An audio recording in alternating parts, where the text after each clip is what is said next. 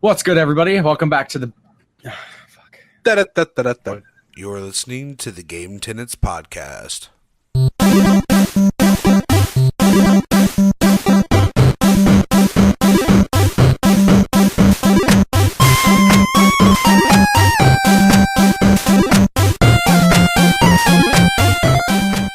What's good, everybody? Welcome back to the Game Tenants Podcast, the failed adventures of two guys and a quest for Gamecast stardom. This is episode 29, and I am one of your hosts, Church of the Game Grinder, joined by, as always, my awesome co-host, Flynn1, what's going on, man? What's going on, Church? I'm back. Yes, welcome back. For anybody who might have not caught the last episode, Flynn couldn't make it last time, but of course, he would be back, just like I said, so... Here we are. Yep. So it's bad timing. Yeah. So what's been going on, man? It feels like it's been a while. Oh man, it has been, man. It's been a month. Yeah. Been a month since the last podcast I was on. It's crazy because we do these bi-weekly, and so for you new listeners, we do the podcast every 2 weeks. So 2 podcasts. I missed last one, so it's been a month. But no, a lot of really interesting stuff. Still working, still going through all that. We had a little emergency out here in Kansas with some environmental issues, but that's been taken care of. In terms of me, I've just been kind of moving some stuff around and switched consoles. I finally made the Switch, and as much as I want to say I made the Switch to PC, don't have that kind of money yet. See, you've said the Switch now like twice, and anytime somebody brings up today. Yeah, no Switch. No Switch. Sorry, guys. It's hard. Hate to disappoint you. It's just the Switch is everywhere right now, and it's just we're sick and tired of hearing about it. We're probably sure that you guys are, so we're just not going to bring it up not until probably later on, until maybe something else besides Zelda and something else comes out. Yeah, and we can really stick to the only podcast that hasn't talked about the Switch. Yeah, it's just everywhere now. But anyways, you switch. Good transition consoles. though. 10 out of 10. We'll listen again. Pretty much. Yeah, I switched to the PS4. I've been kind of just trying to figure out where I wanted to go with my career, different stuff like that in terms of online and stuff like that. So did you sell your Xbox to get the PlayStation? I did the trade out. Luckily, they had a few things going for it, so I was able to trade in the Xbox to grab a PS4 Infinite Warfare bundle. Because you guys know I'm the COD guy, I'm kind of the FPS guy. So I've been talking to a few. If you guys are from my channel, you guys know that I have a few sponsors, and they were kind of interested in seeing where I could venture out outside of doing videos and edits for them and stuff like that. So, or for other YouTubers. So I'm deciding to get back into the competitive world. So where Call of Duty is my main game right now, that Rocket League, and the biggest platform that's on is PS4. So I decided to make the switch, and I was able to get the PS4 Slim 500 gig edition that came with Call of Duty Infinite Warfare and Modern Warfare Remastered. And then I got Rocket League and Black Ops 3. Yeah. But the cool thing is when I traded in, they had the deal. The console was only $250. Nice. So I traded in the Xbox, and then I had $60, $65 left over. And I put that, and I pre-ordered Horizon, because we've been talking about Horizon, how I was like, shit, I can't play it because I don't have a PS4, yada, yada. But luckily, because I traded all my stuff and then I put the pre-order on Horizon, it gave me $30 extra since I put it towards Horizon. Oh, nice. So I was able to pay off Horizon in full. I wasn't able to get the collector's edition like you, which is badass, by the way. If you guys have not seen that video, go to Church's channel and check that out. It is a badass collector's edition. But I was able to pre-order it, so I was able to get a non-shooter or a non-competitive game for my PlayStation just because full effect right now, and I have to be doing a lot of grinding on Call of Duty. I haven't gotten to play anything else besides Call of Duty yet. So but so far, I'm loving the console. We'll get more into kind of a big PS4 topic today, but I've been playing a lot of Call of Duty, just competing, getting used to the new controls again, and just getting used to the console itself, and I'm loving every minute of it. The PS4, it looks a little bit better. The controls on it are fantastic. I noticed the latency between the controller and the console are much more fine-tuned than the Xbox when it comes to Call of Duty, because I was playing Infinite Warfare and Modern Remastered on the Xbox, and then when I switched to PS4, it was more it was faster reaction time. Like the ping between the Bluetooth on the connection was like much more fine tuned for the PlayStation. So the controller is just much more responsive, and yeah, I'm loving it. So, and now you and I will actually maybe get to play some damn games together. Yeah, possibly. So, what are your something. thoughts on the PS4 controller? I like it. It took us some getting adjusted to, but you're gonna laugh at me because I'm not using the original PS4 controller. While I was using Pokemon, like one of those like goofy third-party controllers. You seen those memes? The meme picture of like, "Hey, pass me the controller, bro," and it's always like this fucking weird-looking monstrosity, the shitty controller and stuff. Yeah, Cheeto dust on it and stuff. Yeah. No, actually, I really like the way the PS4 controller works. It was really odd getting my thumb to go back down to where the thumbstick was, but it only took me about a couple days to get used to it again. My thumb started hurting a little bit because of the angle, so because it was, instead of the ball of my thumb, it was on the corner because of the way I play. But I actually switched out my original controller because now I started working out some stuff and I got a scuff controller. Okay, I'm not familiar. Is a controller modification company that has the paddles on the back. Oh, and, sure.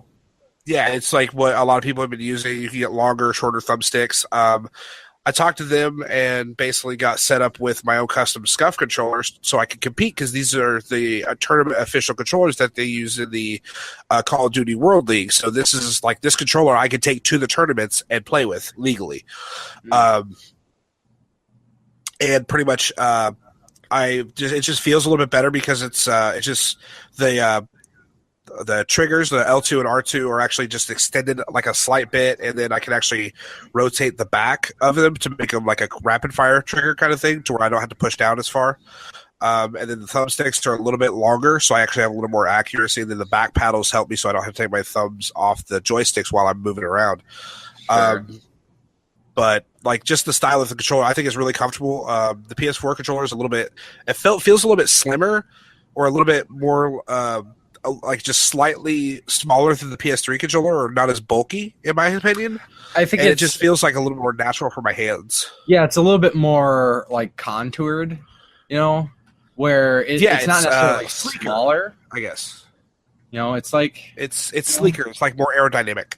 It's like a sexy lady. You just gotta, yes, put your hands on those curves. Exactly. I've heard great things about, like, especially like the Xbox Elite controller. Yeah, they got the idea from Scuff, actually. But I don't know. Scuff was the first ones to do it. I haven't got my hands on one. I've actually been thinking about trying to get one of those, like the it's an Elite controller, but you can get like you could get a picture printed on it, and choose your colors and stuff. Oh yeah, like one of the official ones. I was thinking about trying to possibly get a Game Grinder one, and maybe that would be badass. Yeah, they wouldn't let me put my logo on mine. Like, because as is, if I'm playing like say something like Shovel Knight or Shantae, some specific PC games that like would be way advantageous to use a controller with. I'm using my PS4 controller with my PC, but in order to do that, as far as I know, unless something's changed, you have to use like an extra application to get the controller to work with like standard PC games, because by default, like especially with Steam, Xbox controllers are natively supported.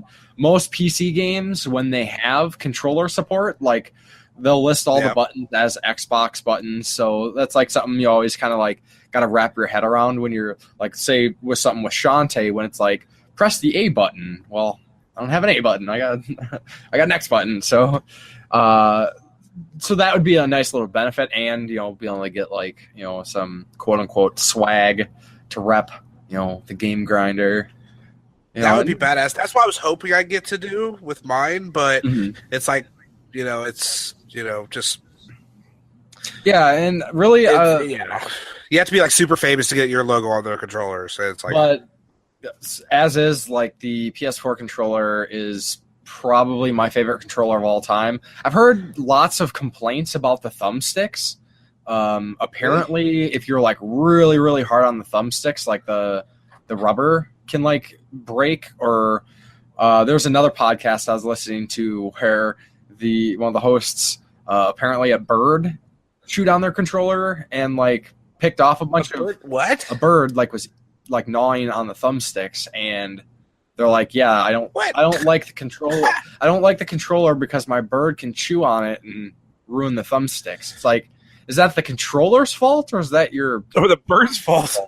But I really enjoy the controller. Like I've yet to actually have a good run with an Xbox controller, like any Xbox controller. Like, yeah, I have original Xbox now and the 360, but I haven't played them yet at all. So I haven't spent any time with Xbox controllers, but I have a couple friends that, they, much like me, they love the PlayStation controllers, but more recently they picked up Xbox controllers for the ease of use with PC games, and they're like, they prefer the Xbox controller. I think it's blasphemous. I'm not being a fanboy here. I just I just love that controller, but I love both. Yeah, but the drag with the Xbox Elite controller, especially like getting the custom one, it's like crazy expensive, even just for an Xbox. Plus, it's too damn heavy. Like my roommate actually has the Gears of War Elite controller, and it's heavy as hell. Huh? It's like you're holding a block of metal. And like I didn't like it. Like he took my PS4 controller because they're basically the same thing. You can change out the thumbsticks and all this other stuff. Basically kind of the same ordeal. But he picked up mine, picked up his. And there's like at least a pound, or at least half a pound difference. Huh? Interesting. Like at least that's what it felt like, because like with the one I got, like the Scuff controller I got, you could take out the rumble feature, because the rumble feature can affect your aim in the slightest way. Like if you're sniping and you're off by just a centimeter, you're not gonna hit that hitbox. So but I have the rumble feature in my controller, and it still feels 3 times lighter than the Xbox controller. But my original Xbox One controller that I switched out for the Resident Evil thing I showed you, when I modded the skin on it, or I modded the casing, if they like the PlayStation 4 controller, even my Scuff is still lighter than that, and it's like it's just super bulky, super heavy. Good to know. But if you want my opinion on like which one is better, I can't pick. I love both controllers. I guess it just depends on like. You're playing on a PS4, so it would feel weird if you were playing on like an Xbox controller. Well, I mean, it basically just boils down to personal preference. I mean, they're both. Yeah. I haven't used the Xbox. I like both equally. Yeah, I haven't used any Xbox. The PlayStation is a little more responsive, though. Like that's what I do feel like. The PlayStation controllers are a little more responsive in terms of like the leeway you get from moving your joystick. Like it's more fine tuned than the Xbox controller is. But I like the feel and like how it fits in your hand for the Xbox controller. Sure. So it does come down to personal preference, in all honesty. From coming from one console to the other, is what it feels like to me. But ultimately, what we're getting at is the PlayStation 4 is the best controller ever made. So, not gonna let me win that one, huh? I keep losing today. Yeah. So, yeah, I guess on to me then. Unless. Anything else going on worth mentioning in the last couple of weeks? I thought you might have had something else to say about the PS4 controller. You've had it a lot longer than I have, so to support your argument. Well, I guess there is. So there's actually a revision of the PlayStation 4 controller. Okay, there actually is one argument I do have for you for the PS4 controller that I do not like, but we'll come to that here in a minute. So the standard PS4 controller that most people have, is what it is. But there's a revised controller that actually on the touchpad, on the top edge, facing you of the touchpad, it's actually it has a little window now, so you can actually see what color is lighting up, which is beneficial for certain games. Like there were some games, I know what you're talking about, because you're like health bar or like or something like that. Resident Evil Revelations, like that was actually like one of the main indicators for your health was the light bar, but with the standard controller, the light bar's on the top, and unless it's like shining on your legs or something, you can't see that color. Yeah, or you're at a desk like me, because my desk, it'll light up because it's bright enough to, like, my desk is smaller than my old one, so it'll actually light up the area underneath me, so, like, under my desk is, like, either completely blue or red or yellow or whatever. But the revised controller, like, it still has the same regular light indicator. It's just that it, like I said, it basically has like this little clear window on just a little sliver of like couple millimeters thick on the like front edge of the touchpad. It basically shows through so you can see the light, which I actually think is pretty cool. Like at first I thought it was going to be kind of distracting, but it's really not. Maybe. Yeah, like it would seem that way because it's like my eyes. Like if you look at the bottom of the mouse, it's like they diffuse it or something, basically. Okay, yeah. So, yeah, I mean, I can see why that would be an awesome thing, especially for people who like, because the majority of us don't play at a desk. You know, don't play in a small corner area. We play like most players play on a couch, or they play on like just different areas, so they won't be able to see that light very easily. Sure. Yeah, totally. But you. So it's the problem I have with the PS4 controller. The only thing is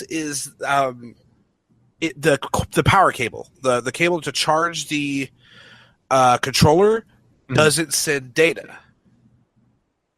Like the Xbox, you're able to update the controllers and stuff like that. I believe, and I could be wrong, but I'm pretty sure I thought that was addressed in an update. Was it? Because I know the PS4 just got an update this morning. I think it was a while just back. Had an update.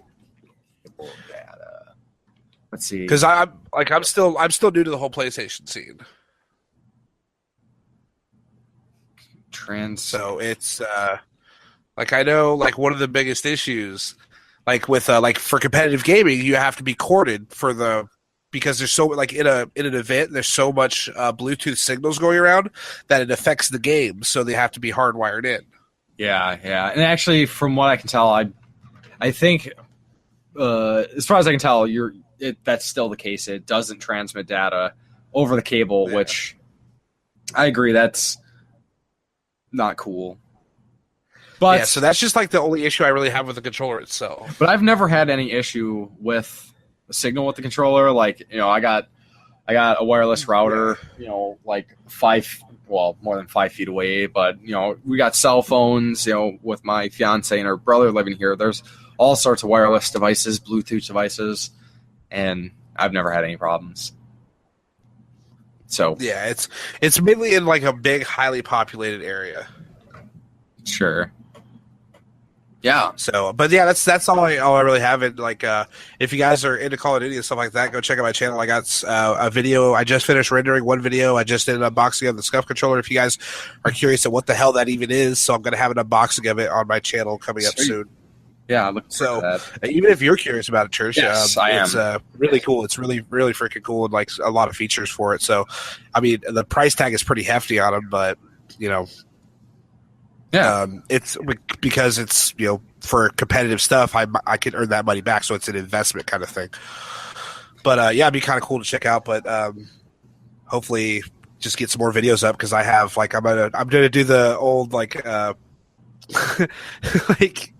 like I'm doing a sniper montage. There, I said it. Okay.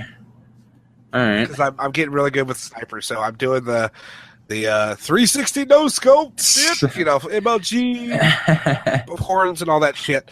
No, I'm just doing a regular one just to kind of show my skill throughout since I've got the custody. Exactly. But that's another video I have coming up. Cool. Yeah, so I guess then for me, last couple weeks, a lot of kind of cool stuff happening.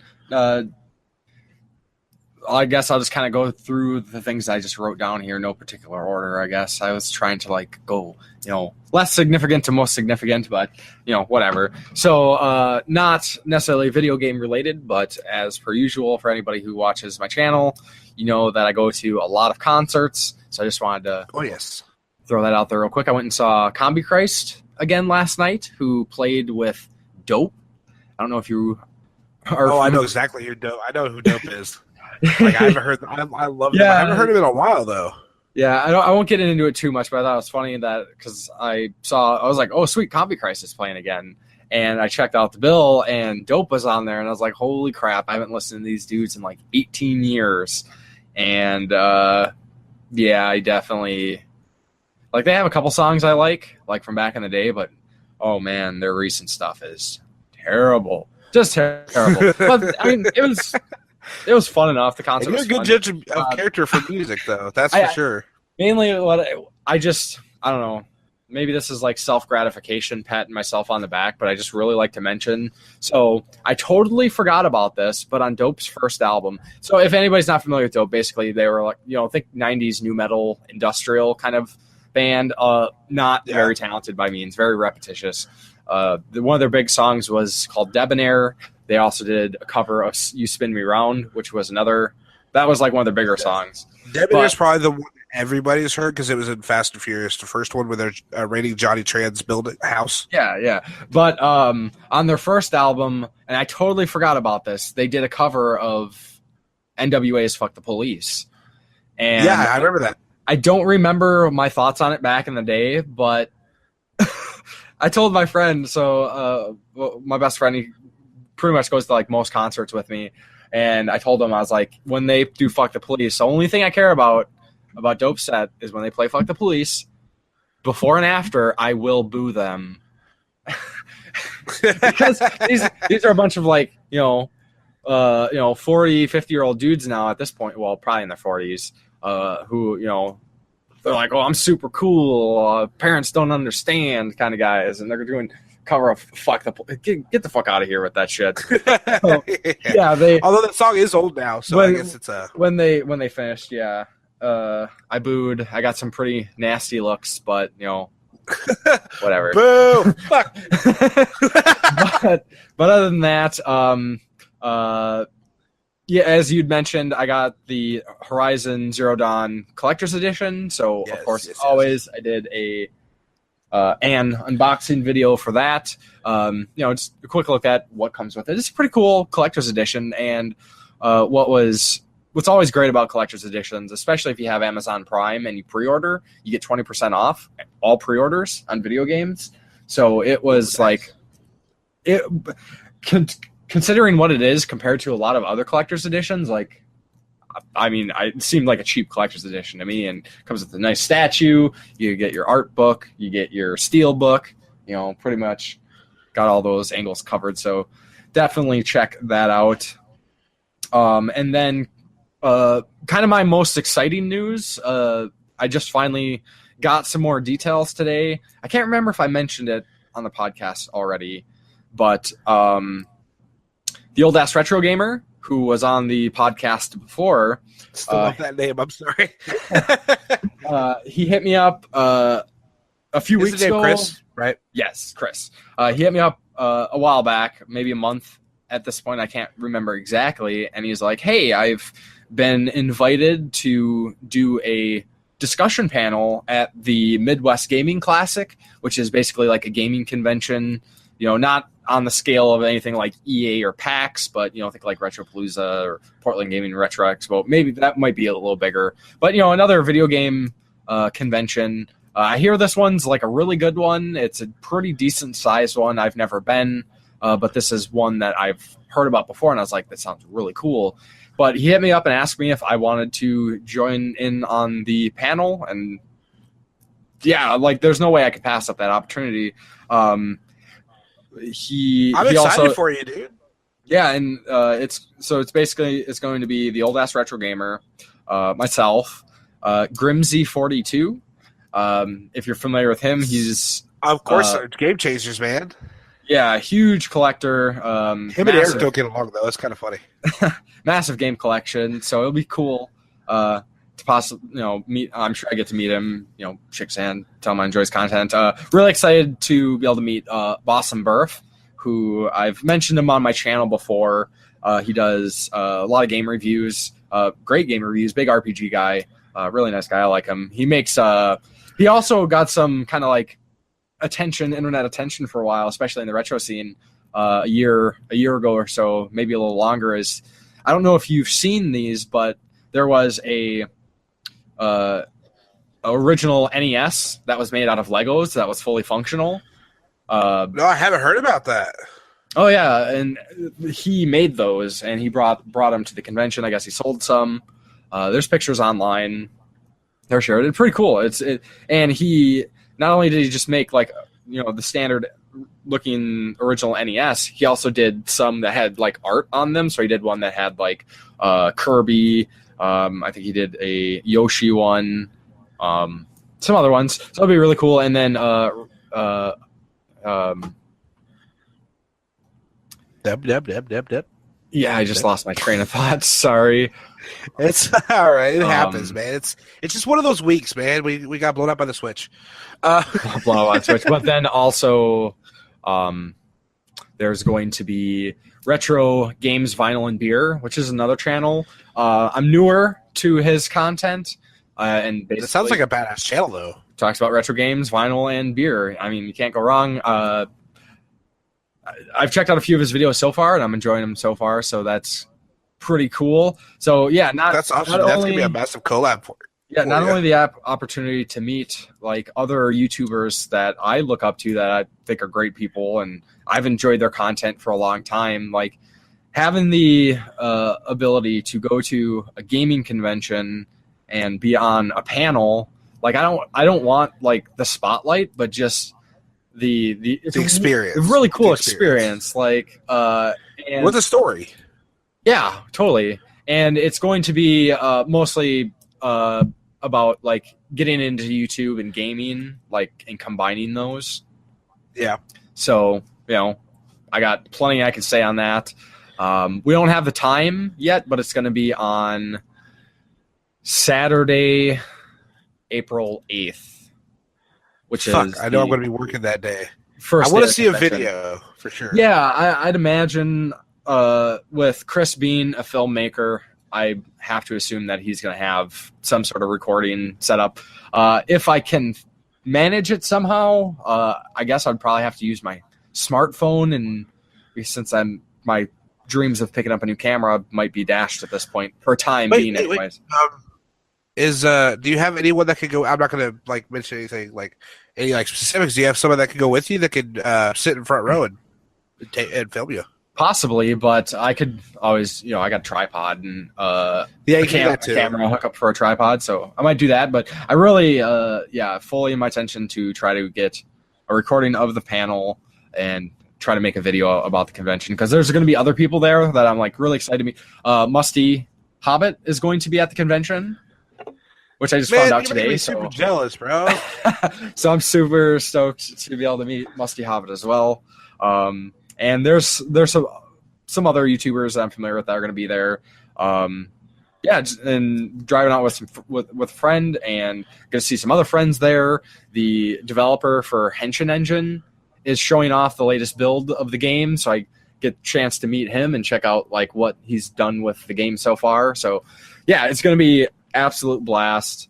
Really like my first like real convention. Like I went to one last summer, 2D Con. Yeah, you went to the but it was really small. It was like a really, really small convention. That was towards the end of last year though, wasn't it? Yeah. Well, end of the summer. Because you were talking about the Henshin and tell me about it when you came back, because that's where you found out like you were talking about the Stanley Parable, and then the what was it? It's not Tiger Witch in the Wardrobe. That's Narnia. Nah. Oh, God, what was it called? It was the other game that was like Stanley Parable. Sure. Because you were talking about all this around the same time. Yeah, so that is something I'm looking forward to. Of course, when I find out time for anybody who is listening that might be going to the convention, I will post the time as soon as I have that information. And, of course, not just for myself, but especially for Chris, all the supports and people that could show up to the panel, I'm sure would be appreciated. I have to assume it's going to be a great time, because those guys are all great guys, blast to talk to. Of course, we've had Chris on. We've had a few on there, like Musty. We've had on. We've had Chris. We've had dude. I think Robert Walker might be there too. It sounds like something usually he's at those kind of events. So I mean, that'd be cool if you run into him for sure. Yeah. But just run into everybody. other than that, as far as gaming goes, as of last time, Corpse Flood and I were talking about Tales of games, and I mentioned that I was playing Tales of Berseria, and I finally finished Tales of Berseria. I finished it a few days ago. Took me a while. It's about, I think, 65 hours to get through it. Definitely. Sounds about right for a Tales game, actually. So I'd mentioned that I hadn't played an RPG released after Final Fantasy X, because Final Fantasy X ruined JRPGs for me.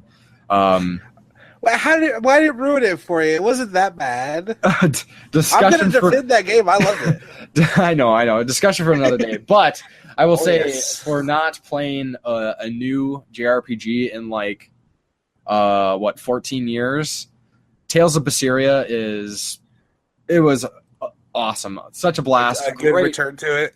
Great characters. The main character, Velvet, is a pretty awesome character. There's not a whole lot of I've heard some people kind of complain that, well, there's not a lot of change on her behalf, and it's totally justified because she is the whole game. You're on a revenge plot. You're going from point A to point B to kill this guy, and there's some ups and downs throughout the way, and she grows as a person, even though she's still seeking out her revenge. But that was one of the best parts about it, is that like I'd mentioned on the last podcast, that typically JRPGs, whether it's hero is going to save the world, Destiny hero to save the world, this to save the everything is about saving the world, or there's a character who's like, oh, he killed my family and I'm gonna get revenge, but let's be friends and save the world.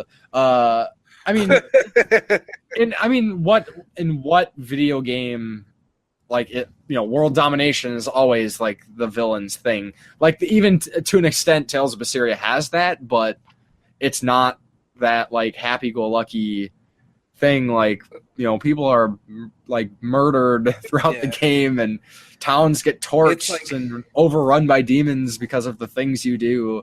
But types of graphics are very misleading in the Tales games. It looks like a very cartoony, kind of more upbeat style thing, but they don't realize how in-depth the story is. And actually, I'm very, very impressed with how character animations are nowadays. I mean, they're 3D rendered characters. It's not hand-drawn animation, but for a rendered character, and anime or not, whether you like anime or not, we're not really getting into that, but they look like they're anime. Anime characters. They look fantastic. There was times when, especially Velvet, I don't think any character got more attention than any other necessarily, but of course with her being the focus, I think she got a little extra care. But there was that times you can see it in the animations and the movement. You can see it in the animation. It's just wow, that is really freaking good. Totally impressed. Some of the environments, there were times when I thought the environments were very bare bones. There's not a lot of, they don't have grass. It's a lot of kind of flat textures, but for what it is, it's being a JRPG, a big game world. It's not necessarily about the graphics. The graphics were fine. I thought they were good. Sometimes they're better than others. Certain areas, certain caves would have tons of vegetation and stuff. But just what a great game. I do have one question for you about that, though, and it's been ever since you told me you picked it up because you haven't played one in so long. What was your opinion on the combat system?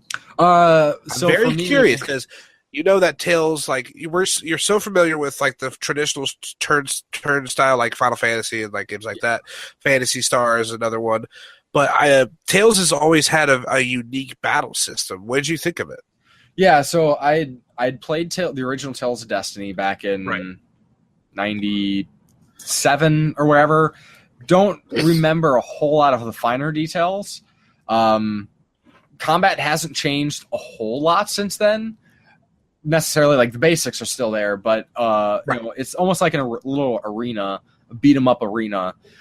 For a long time, I wasn't confident I knew what I was doing, but I was doing just fine. Eventually, like, more time like went on, and I like started kind of like experimenting with their different attacks and setting up their attack chains and stuff. Yeah. I started to get it a little bit more. Even by the end of the game, like I can't say with 100% confidence that, oh yeah, I totally get how all this works.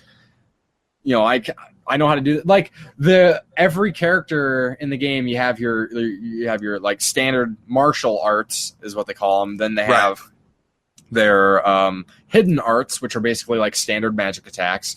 Then they have their mystic arts, which are like their super moves. And every character got basically like a second level super move, and I could never figure out how to do it. So never once did I ever get to use the second super move. Like, so I left like all my fatalities in Mortal Kombat with the Super Nintendo. kinda. So fortunately, I set. So if anybody didn't listen to the last episode, basically combat, it's the enemies are on the screen, so you run into them, and that starts the battle. And instead of being like, say, Final Fantasy, where it flashes and you're at like just a blank or like a flat screen fighting, it's actually you're in this specific area where you ran into the enemy, but you have basically like a little arena, a ring that you fight the enemies in, and you do combos. Similar to Final Fantasy 12. Sure. More like your standard beat 'em ups, even like God of War, I think, stuff like that. Like just kind of like the button combos, not like Street Fighter combos. And you have your party members, but the party members are handled by AI, and you set the tactics and everything. So they kind of do what you want them to do for the most part.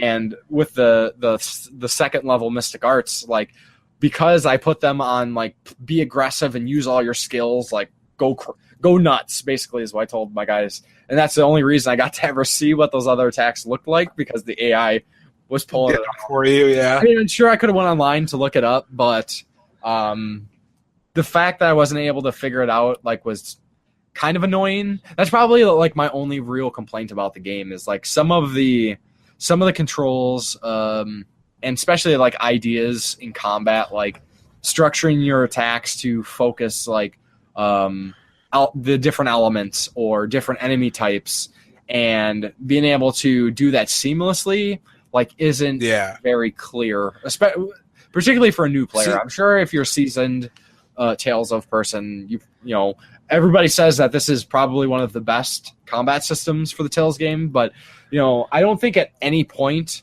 have, and I could be wrong, maybe some of the older Tales games like Abyss or some of the more like highly regarded ones, like maybe their combat was spot on, but from my understanding, there's always been like the combat's never been perfect in the games, just because it's so unique.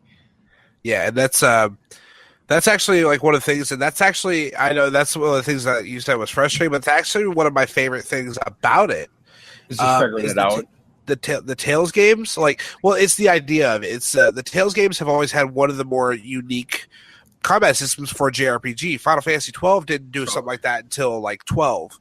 But the reason I like it is because you're able to use it and get through the game as a casual or beginning player, but it rewards the experienced players. Yeah, so it's like it's an RPG that it actually caters to everybody. It's not just one side. It's like, you have to know this, and this in order to get through this part, like Final Fantasy 13 was in some parts, or you have to do this grind or something like that. Yeah, and that's really spot on, because I would definitely say like the first like 10 to 15 hours of me playing through Berseria, I was basically just button mashing, and it worked just fine. Like, I didn't crank up the difficulty by any means. Like, I bumped it up a little bit, but you can just button mash. Like, you don't have to know. You can let basically the system pick all your attacks. Like, you can do defaults, or you can set all your different attacks, or you can do a combination. Like, it's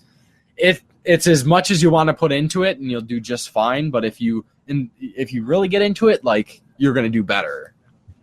Yeah, That's why I like about the Tales games and why I've always thought they were so unique. Because one, you have a great story. Like the one game I played through was Abyss, but it's been a while since I played it, and that's what got me hooked. I played Vesperia, and like I've played a few Tales games, and I always thought the combat system was so unique. And the more I learned about it, the better I was getting it. It's just like how rewarding it feels that you remember yourself when you first started this game. It's like, oh, I was just trying to get through, and now you're just doing these massive, insane things. And that was actually pretty rewarding because by the end of the game, I was able to pull off I'm sure other people are way better at it than I am, but going from really having no clue what I'm doing, just mashing buttons to pulling off going through a full chain of fire attacks, a full chain of water attacks, and doing a super attack mixed in, and bam, bam, 85 hit combos for 80,000 damage. It's like I figured out how to do this, and the game didn't hold my hand. I because of that I played it long enough. You do so many battles. You're like, okay, so this isn't working against these kind of enemies. Okay, so I'm gonna try something else, and then you start piecing things together. And I would say really probably around somewhere between the 20 to 30 hour mark, even though that's a lot of time into a game. By then I was like, okay, I get it now, and I'm gonna try to start crafting these attack styles. And they didn't always work out, and sometimes I'd have to go back and fiddle with things again. There's definitely some, the default attacks, the 4 most default attacks is it was one of the best combos just because it was fun to do, doing all these flip kicks and slashes with the arm sword and shit. Really great game. I would totally recommend Tales of Berseria. I definitely love my old school RPGs, Super Nintendo, PlayStation 1, that is my jam for that era of gaming. And Tales of Berseria, I'm so stoked to play my next more modern RPG and see, show me what you got, basically. Here's your opportunity, Japanese people. I got a bunch of games. I know some of the JRPGs I have. I don't have high expectations for. For instance, I got those Hyperdimensional Neptunia games, which is it's a lot of silly humor and fan service kind of stuff. But I hear they're fun games. But I do have some of the other later Tales of games. So I'm just really looking forward to it. So I guess that's probably... I'm glad you ended up liking it. Glad you ended up getting to jump back into it, because I know you're a big RPG fan. Be considering, it kind of, you were turned off by them for so long. It was just kind of really and I already mentioned this, is that a lot of JRPGs they tend to be the same story, the same character. Japanese character tropes are so played out and so generic. Even this game's guilty of that to some extent. But even just looking at trailers, I watch trailers for so many games that I don't play. I watch trailers on them, I watch reviews on them, so at least I know a little bit. And sometimes you just look at a game and you're like, that's a game I will enjoy. And I saw Berseria and I thought it looked really cool. And I can usually call it pretty good at this point. I've been gaming long enough, 30 years at this point, basically. Right. I can usually look at a game and be like, that's a game for me, or eh. And sometimes I'm surprised, sometimes I'm disappointed, but I think that happens to all of us. But yeah, Tales of Berseria. Yeah, it does. I mean, we've been burned so many times, and we're kind of a little hesitant now, but there's always those few that surprise us, and I'm glad you're able to get back into the swing of things, and you picked a great one to do it with. I actually have a friend, my buddy Kyle, talks so highly of the Tales games. That's how I got into it, and I'm glad that you were able to get into it now too. And pick up some of the other ones. Pick up a 360, maybe check out Vesperia. That's for sure. Yeah, I actually have it. Do you have a 360 though? Yeah. Oh well, shit. Play it. Yeah, we talked about that last time. Remember? But it's like you gotta play it. Xbox episode. But yeah. So I figured then before we jump into just a little bit more like PlayStation 4 discussion, there's a couple interesting news things I just wanted to kind of talk about real quick. We don't have to spend too much time on these. But first thing I want to, of course, for months and months and months, I couldn't stop talking about Overwatch. I'm actually kind of on an Overwatch break right now, just because I kind of got frustrated with kind of the competitive scene to some extent, but at the same time, I really needed to start playing through some of my backlog because I got a ways to go. But of course, I always pay attention to Overwatch news, and as per usual, well, not per usual, but as to be expected, they have announced a new character. New character's name is Orisa, and it is a tank-based character. Interesting. Very, very interesting add to the mix. Like Church had sent me a link and showed me out because since I did the Switch and I do have my collector's edition of Overwatch still. I just don't have the disc anymore. I have to go find another copy of it. Mm. Pretty much tanks. I don't like. I still like pay attention to the news as well. Sure. So I won't get to check. Yeah. So right away, but Church had sent me a link to check out like how the moves and how this character works. It's she. I think it's a she. Looks like this big four-legged centaur looking motherfucker, and she's an Omnic, like a boss, like another robotic-based character. There's actually some pretty neat out of the game kind of like lore building that Blizzard does, especially with Overwatch. They have all this story for the characters like outside of the game, and it went on for like a week or so. Everybody thought that this like little girl was going to be the next hero, and it turned out that she was the person that rebuilt Orisa and kind of like reprogrammed her. And Orisa looks like pretty neat character. Has some pretty interesting looking abilities that I think will definitely shake things up. Maybe Reinhardt's not going to be 100% required tank from now on. No, she looks like she could be like not necessarily like a maybe a full-fledged tank, but she seems like for some of the abilities like a really, really damn good second tank or a good support character just based on some of her abilities. Because it looks absolutely.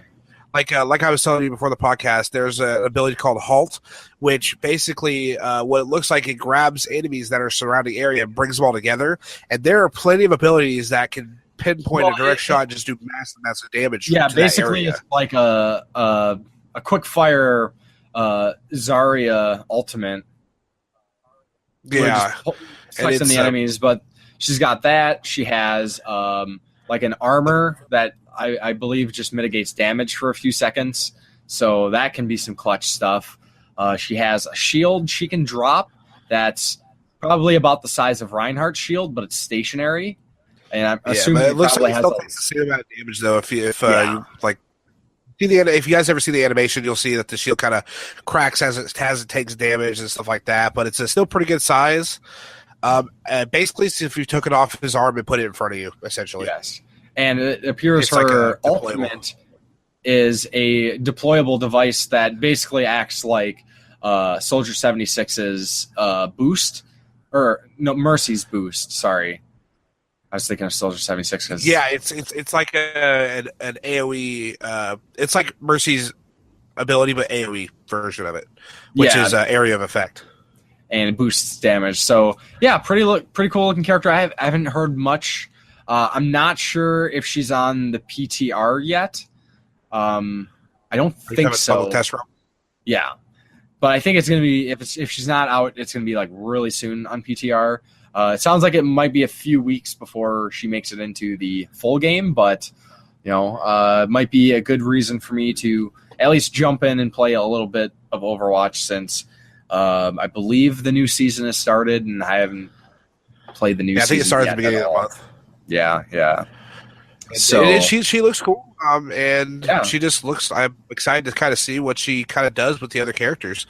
Yes, because it is a very team based game. So totally. So then, some other really cool news. Of course, it's almost like a standard of every episode. I have to do some mention of Shantae to some extent, and for Shantae Half Genie Hero.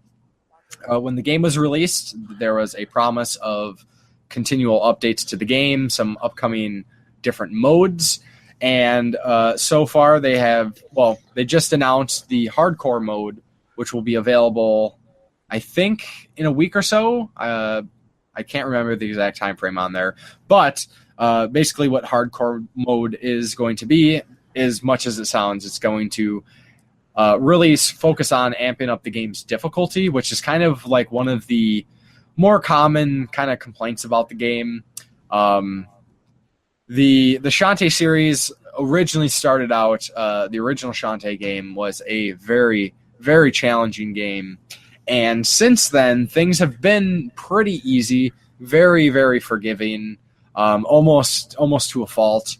But it's never necessarily detracted. Like if you're a competent platform game player, like you'll have no problems usually with Shantae games. Sometimes they'll mix things up, they'll give you a little challenge, but for more of the casual player who might not play platformer games very often at all, from some people I talk to, like it's a good amount of challenge for them. But hardcore mode is going to up the difficulty by not only increasing the damage you take and the damage less damage you put out. Enemy layouts are different. Some enemy patterns are going to be different. And I think they're reducing like how often you save and whatnot, which again was another common complaint, because every time the screen changed, like what would normally be a loading screen was a save screen. So pretty much you play a level in Shantae, you're going to have the opportunity to save like 5-6 times per level, which, when you can run through a level, in like 10 minutes or something, that's a lot of saving. So I'm really looking forward to that. Great excuse to play through Shantae again. So for anybody I still need to play it once, God damn it. Yes. Well, you got to go back. You got to at least at Risky's Revenge and play through there, because Shantae does have a running story, which is one of the things I'm about to just say fucking emulate, dude. I'm not even kidding at this point. Do what you got to play do. on the go. I might like pick up a tablet and play it on the go or something. I've bought enough copies to justify you maybe. I think all the support for especially these smaller indie games is always a good thing. So do what you got to do. Like I'll probably end up going out and buying it anyways. It's just like with money and everything, I can't just go out and buy it right now. Right. So yeah, and I mean that's kind of it. There wasn't a whole lot of news over these last few weeks, of course. As we said, it's been kind of a dead note. Switch stuff, and I don't really want to talk about it. But we thought maybe we'd talk about some PlayStation 4 exclusives, kind of the reverse roles of our previous episode before Corpse Flood was on, when we talked about Xbox, because I just picked up an Xbox. So I figured we could do the reverse. Right. Probably won't be a very long topic. We were actually kind of joking before we started the podcast that we didn't think we had enough to talk about, and this was going to be a short episode. But as per usual, we haven't even got to our like quote unquote main topic yet, and we're already at like 50 minutes. So we're already at 50. Yeah, we ain't got much longer. Yeah. So that's funny. That's the Game Tenants quality right there. Lots and lots and lots of rambling. But hey, it works. I enjoy it. You enjoy it. And apparently people enjoy listening to it. Oh, yes. So, yeah. So basically, I thought I would just kind of go through some recommendations that I have. I'm going to try my best to be like PlayStation 4 exclusive, but I'm sure I'm going to mention some games that probably have multi-platform releases, but I'm not going to say like a game that is on like every system. Right. But so you already mentioned you had played, you played the Call of Duties. Oh yeah. Rocket League, but Rocket League's multi-platform. Horizon, of course, you have that, and from everything that I'm hearing about Horizon, that it is absolutely fantastic. There's kind of this funny divide right now with Horizon and Breath of the Wild. Basically, you either got the people who got, the Switch and got Breath of the Wild, or, I would say a large percentage of people have a PlayStation and they picked up Horizon, and they're very similar games in many ways, kind of these open world are they? Adventure games. Yeah, a lot of things in common, and there's kind of like this battle of like, what's the better game, which is funny, but it's stupid at the same time.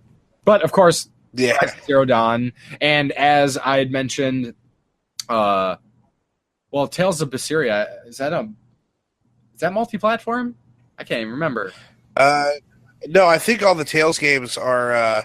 Yes, that's correct. Some of them are console specific. It's like it was one of the weird games that some games released on some consoles, some didn't.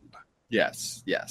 So I guess one big thing with the PlayStation 4 that I've really enjoyed, even though they're not necessarily like exclusive to the PlayStation 4, but physically exclusive to the PlayStation 4 are going to be like the limited run releases and things like Signature Edition, where these are companies that take what are typically your digital only games and actually do physical releases, and typically they're like $20-$30.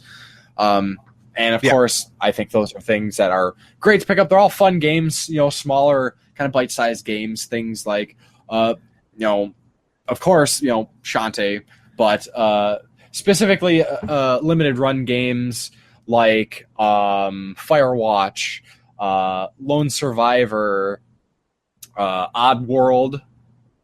If you're familiar with the Oddworld series, like a little bit. I never actually really got into those. Like think OG Prince of Persia. Yeah, that's. I mean, I've seen the gameplay in a lot of it, but I never was able to pick one up. And then there's like Shadow Complex, which is kind of like a Metroid game in a way. Yeah, the Metroidvania style.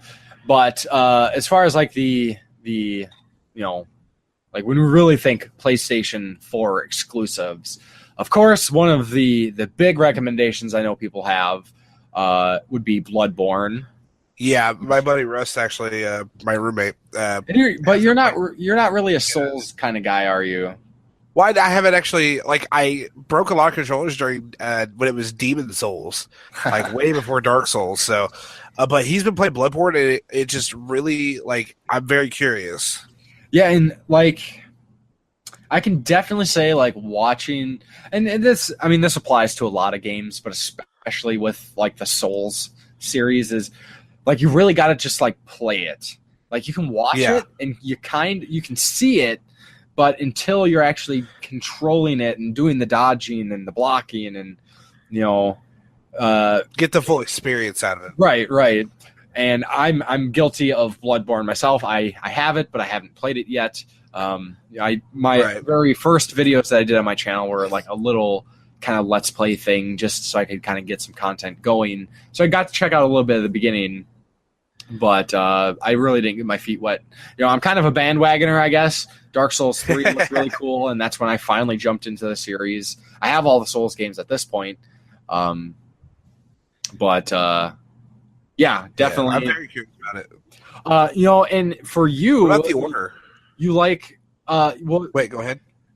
No, that's a great point. The order. So that's a game that I think unfairly got a lot of flack because it was a launch game or close to launch. Right. And it was shortly after, because I remember I had my first PS4 and I got Killzone, and the order was like on pre-order. Like I could pre-order the order. Okay. So it really sounds like game, by the way. Yeah, that's Shadowfall. I've heard. Yeah. And actually, the development studio for Killzone, they made Horizon. Yep. Guerrilla Games. Anybody who didn't know, like this company who made Horizon, like they pretty much just exclusively made the Killzone games before, and that was like their thing. So it's kind of cool to see them kind of like change genres and try something else. But the Order, I think was, I don't know. So the Order, I'm not sure what the expectations people had with the game. It's kind of a drag that a launch game, a full-priced launch game, is only like 5 hours long. But yeah, I heard it was really short. But from everything that I've heard for people that weren't just like upset about that fact, it sounds like it's a really fun game. There tends to be a lot of like kind of like QTE sort of stuff, a lot of cinematics, like QTE, QuickTime events. Oh, sorry. And I guess sometimes the combat was kind of like go down the hallway. Oh, now we're gonna shoot a bunch of people. Now we're gonna go down this hallway and we're gonna shoot a bunch of people. But I haven't picked it up yet. I haven't played it myself, but I still think it looks pretty cool. And I've heard plenty of good things about it. So if you can get it for cheap, I think that's totally justified for a shorter game. And by this point, you can pick it up. Definitely interests me, like, because the thing is, like, it reminds me, like, the look of it, like, looks like Dishonored, but I actually did not like Dishonored. Oh, you. Like, I don't. Dishonored's so good, so good. Like, it's just the controls, but I also don't think I gave it enough time either. I was playing Dishonored during a time where I wasn't really playing a lot of those types of games. Yeah, like I was more into the kind of combat style that Assassin's Creed was, and that's definitely not what Dishonored is. No, it's not. And I guess I was expecting that, and it was like Dishonored is look at the videos and stuff for Dishonored, like the trailers and everything like that. You get this slight Assassin's Creed vibe, like it's gonna be like fast paced, kind of like crazy. Like, no, and that's I totally know what you mean. The trailers, like. I mean, I think the trailers show the game, but it makes it seem like it's really like.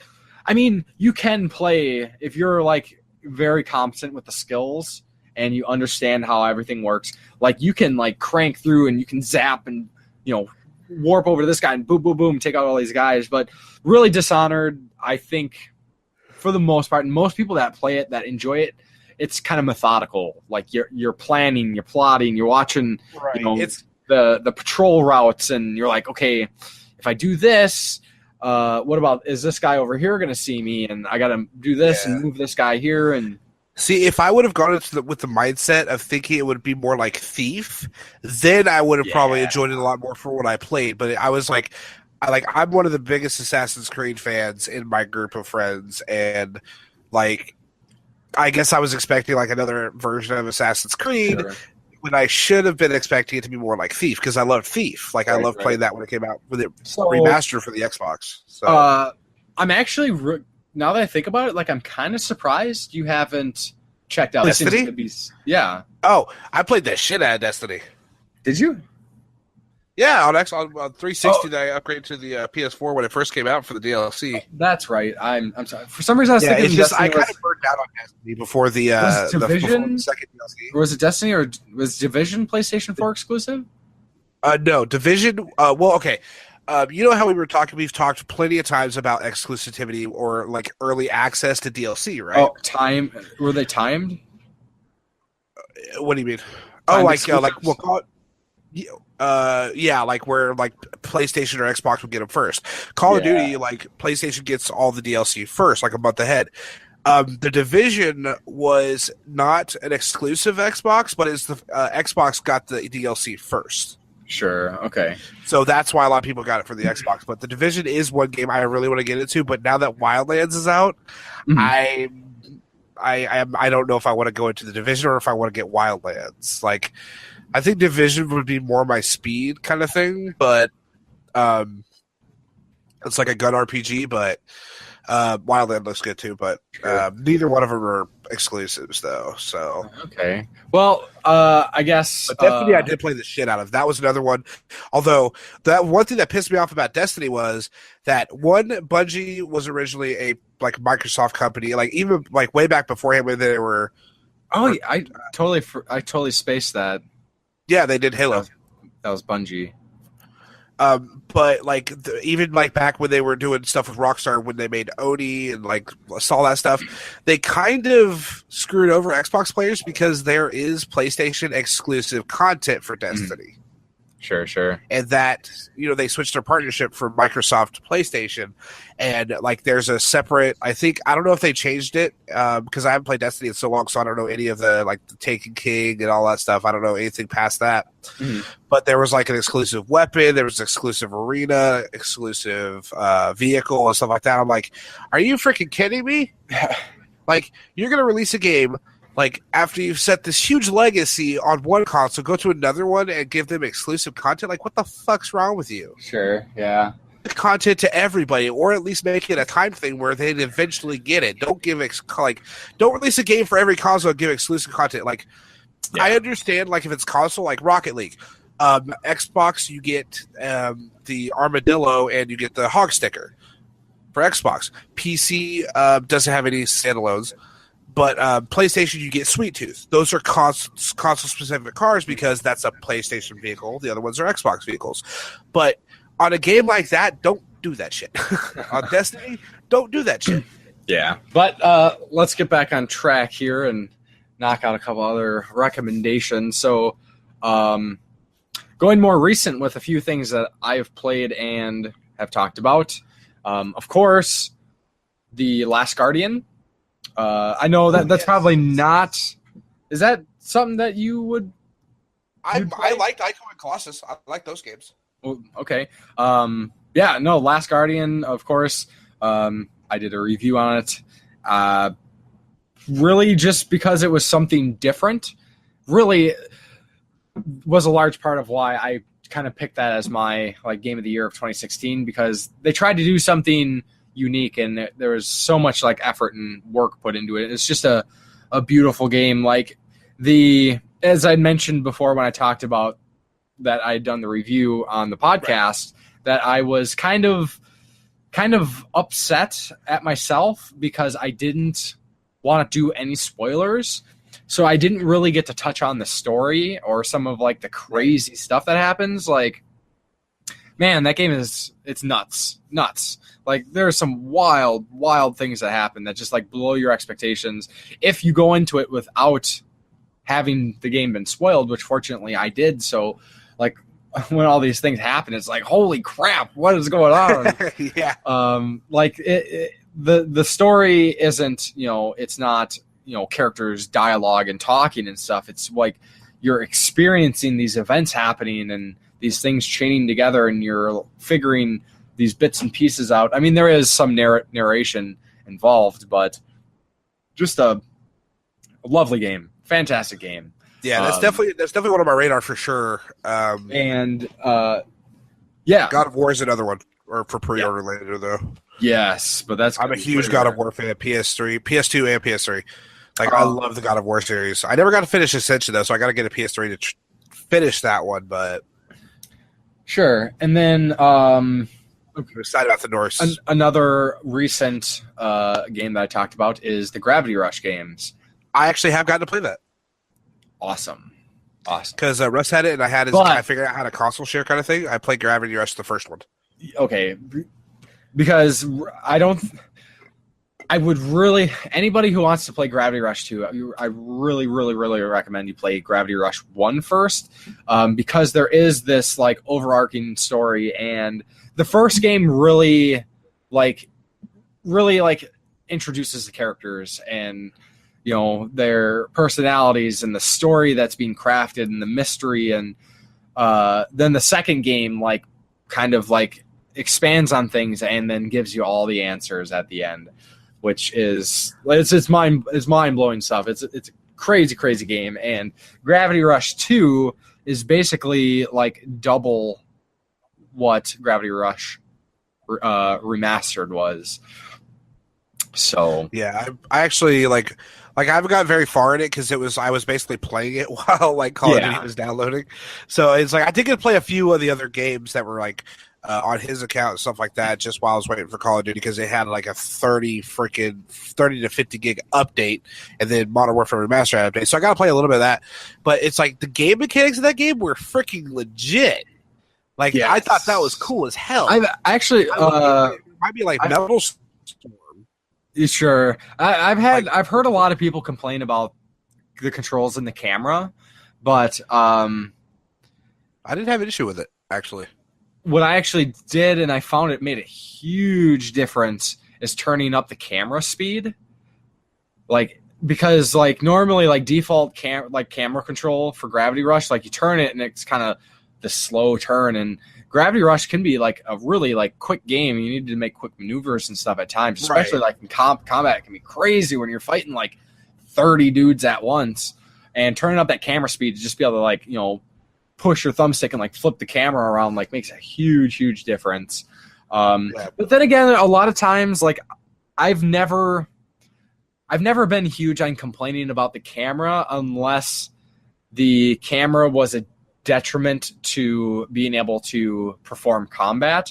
And it's some broken ass camera games.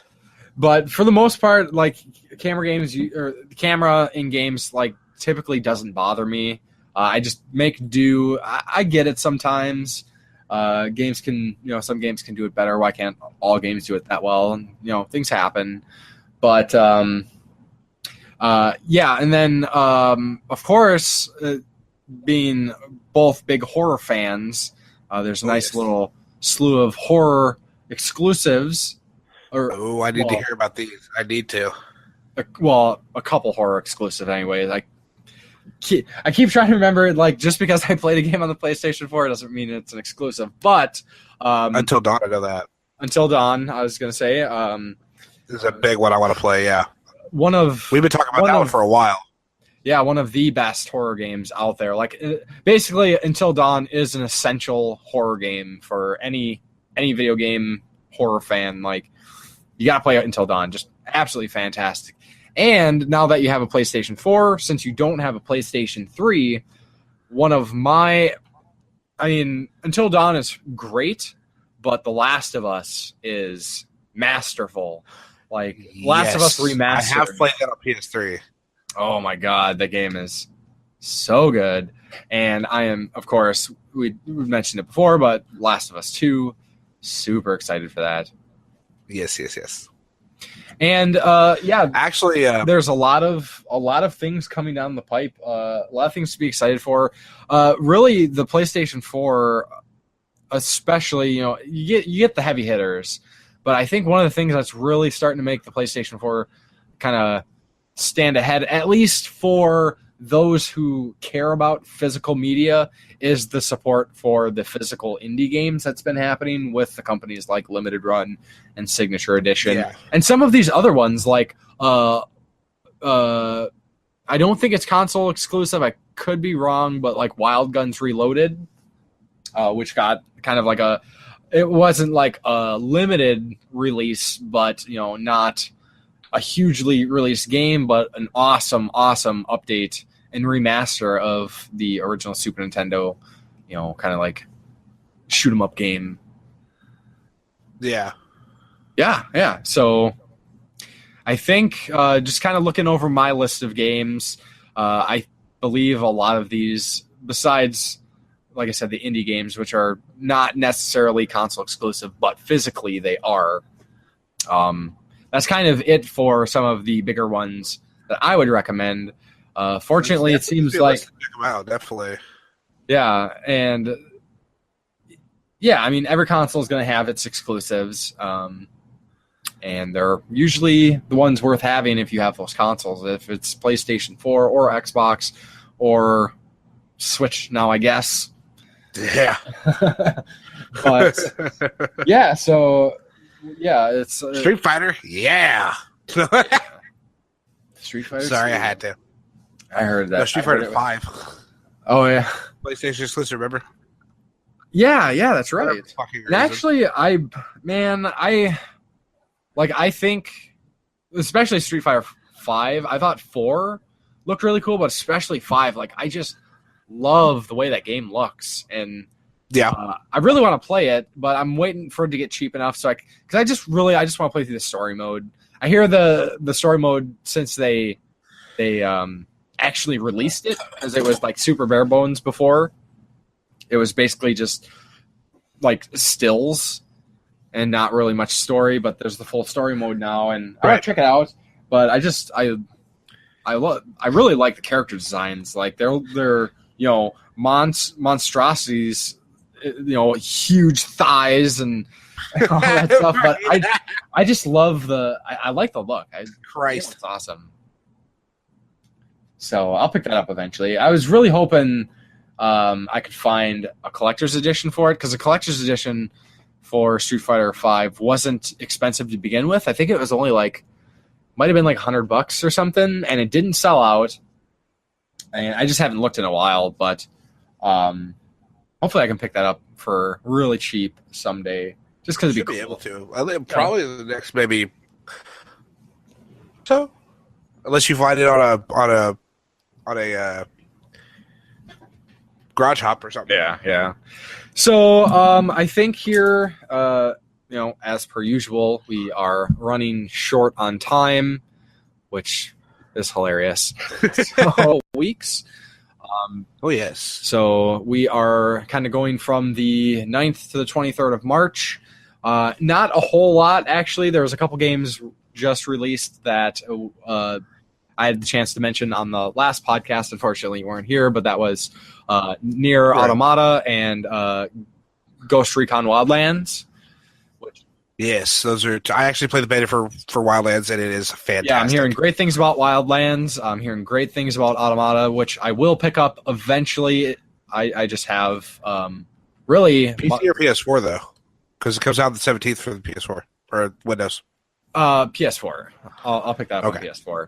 But I'm holding off for what is my big release for March, and that is Mass Effect Andromeda, which I am so excited for. So basically, at this point, I finished Tales of Berseria. There's a few side quests that I missed out on, thanks to my friend telling me this. That I'm like, I thought I completed the game completely, but so I'm just gonna kind of screw around until Mass Effect comes out, and I will be playing that. And then when I finish Mass Effect, then I can finally go back and play Horizon, and then I can play Nier Automata, and then I can play Resident Evil 7, and then maybe Final Fantasy 15. But by then, maybe we can hit some Recon Wildlands, dude. That's a 4-player co-op. Oh, cool. Yeah, it's I thought it was gonna be like open world like the Division was, but no. Ghost Recon Wildlands is a 4-player only. Yeah, and it's more like mission based, isn't it? Yeah. Uh-huh. But you get to decide what you do in the mission, if you kill the bad guy or the good guy, or decide who to rescue or something. You get a lot of options. Oh, it's really cool.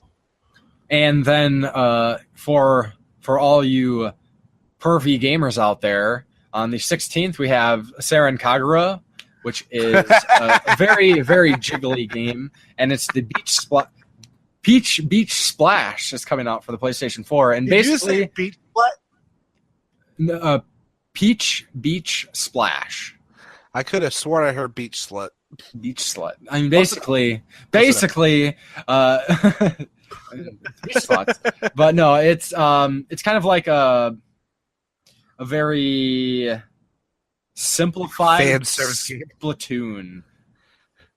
It's sexy Splatoon. Basically, they run around with squirt guns, and it's like I think it's a third-person shooter with third-person shooter with squirt guns and like the most insane like jiggle physics and panty shots galore kind of stuff.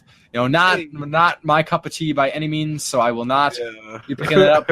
But for those who are, and you're like, oh, I totally forgot that was coming out.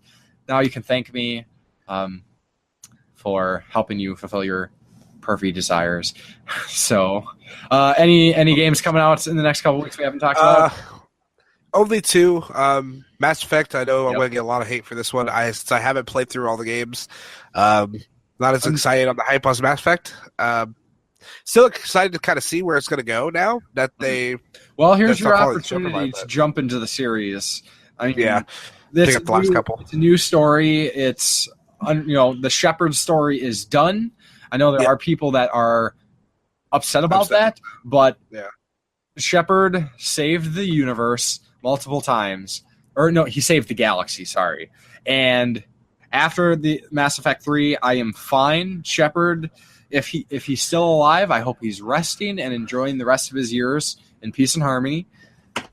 Let somebody else take over. And I think it'd be kind of cool if they kind of like have a mission that kind of says like, this person said this, this, and this. Take care, that kind of thing. Yeah, and I hate when I hear stuff like this, but I heard that there is some sort of reference, like if you have previous Mass Effect save data, that like it might reference that to some extent. But I'm not sure. I don't know how they work that though. I mean, if they did something along the lines of Fable, then I can understand. Well, I think they're just going to reference events, possibly. Okay, that's not too bad then. But I'm not sure of the timeline. This is a completely different galaxy. The original Mass Effect trilogy took place in the Milky Way galaxy, and this one takes, of course, place in the Andromeda galaxy. And even with warp drives and stuff, like Andromeda's a far ways away from the Milky Way, so there's probably going to be a pretty big time difference. I would think. I could be wrong, but worst case scenario, they just have a statue of him in one of the ships or something. That'd be awesome.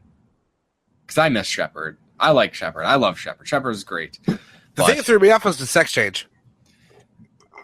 Well, you could play a femme Shep in the original trilogy. You didn't have to play a male Shepard. Wait, you had the first game? Yeah, you can play male or female. Oh shit! Never mind then.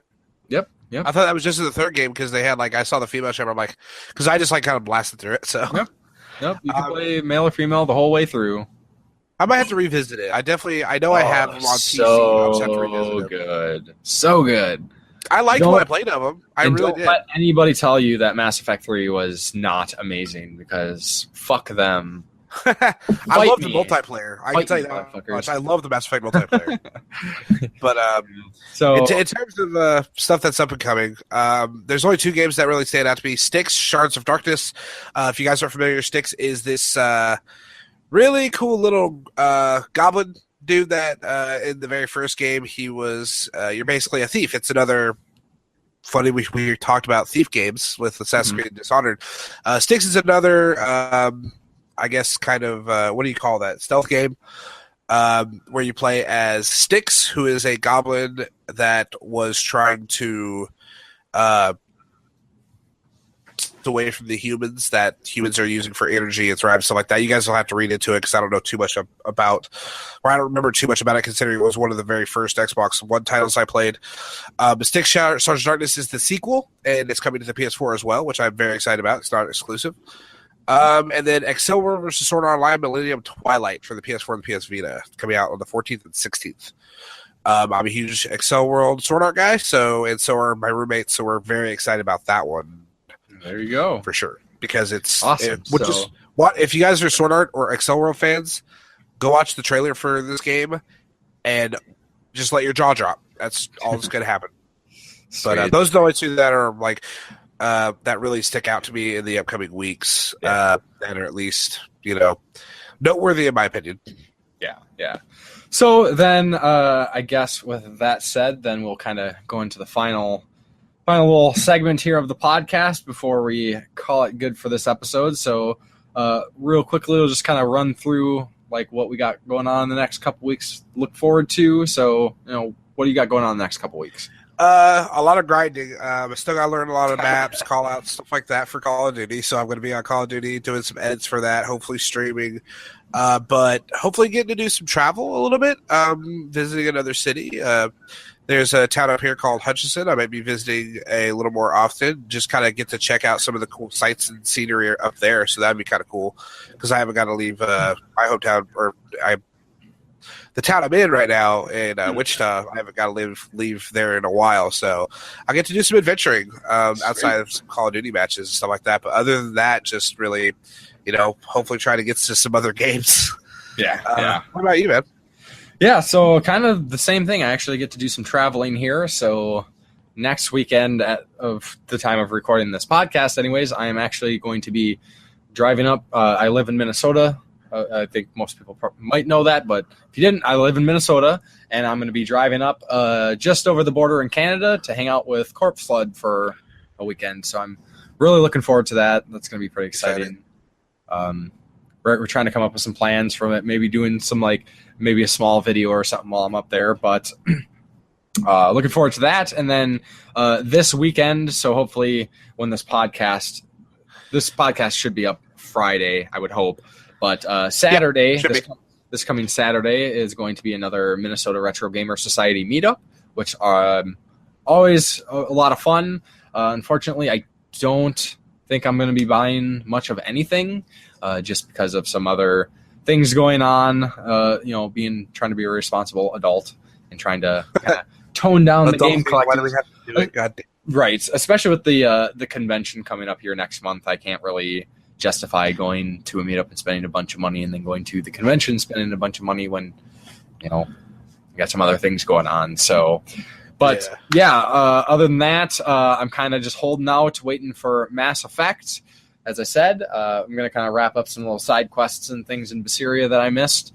But then, it's all about Mass Effect. I'm counting the days, and I'm just getting more and more excited as that 21st approaches. So sounds awesome. Yeah, actually. All right. Well, then I guess that's going to kind of bring us to the end of the podcast here. So would you want to let the listeners know how they can get a hold of us?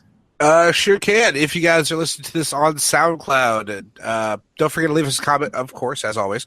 But if you go to the bottom right, you will see a bunch of links. That will be a link to Church's and mine's, our Facebooks, or his Facebook, our YouTube channels, and our Twitters. You guys can reach us if you guys are listening to this on iTunes or another source of podcast media. You can reach us at SirFlynn1 or at _Game Grinder on Twitter. Basically, just Google SirFlynn1 or the Game Grinder or the Game Tenants Podcast, and you'll find some links for all of us. We're also linked on each other's channels as well. Yes, absolutely. And then with not only being available on iTunes and podcast apps, as per what will be the usual from now on, I will upload to my YouTube as well. And it looks like we're actually getting a few listens on the YouTube upload, so that's pretty cool. And if you are listening to this on YouTube, you can go in the description and find all of said links there as well. So sounds like a pretty good setup to me. Yes. Well, then I guess that will do it for this episode of Game Tenants Podcast. I think I'm still just kind of laughing in the back of my mind about the fact that we're like, we have nothing to talk about. And we are now ending this podcast at about an hour and a half. So, usual Game Tenants Podcast, I think that's kind of one of the things that, makes this podcast special to us, is that we can say, oh, we don't have crap to talk about, and then an hour and a half later, we're like, hey, we got to wrap this up now. So, of course, as always, we would love to get your feedback. Lots of places you can comment. Hit us up on Twitter, Facebook, YouTube, SoundCloud. Doesn't matter. Just let us know your thoughts. It's a conversation for everybody here. But so that will do it for this episode of the Game Tenants Podcast. Of course, as always, thank you very much for listening, and we will talk to you next time. See you guys soon. Peace. Later.